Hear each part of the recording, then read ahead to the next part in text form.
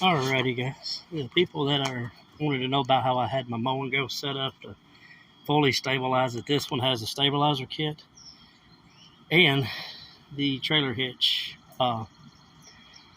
extender on it, so you can still use your trailer. What I've had to do, it comes with the bolts here. I had to put washers on each side and ratchet strap them to the front. By doing that, it will not move side to side. But if I don't do that, she wobbles and flobbles, and it could just be my setup that I have.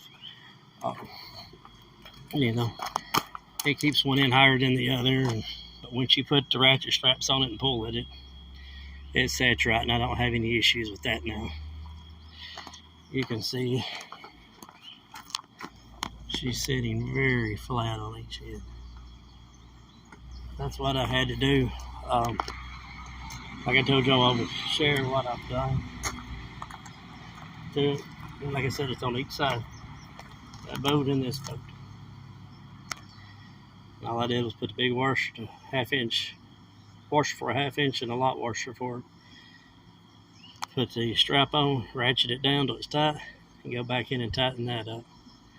Lock it in. And I haven't had any issues with it by doing it that way. Like and comment on it. This is to help y'all out, the ones that y'all are getting it. Do I like mine? I love it. And I'm kind of redoing the way I do business, so I'm probably fixing to be going to a 48-inch riding on a regular rider. It'll fit right up in there, no problemo. But that's what I'm looking at, guys. Let me know your thoughts, and if this helps y'all out with y'all's.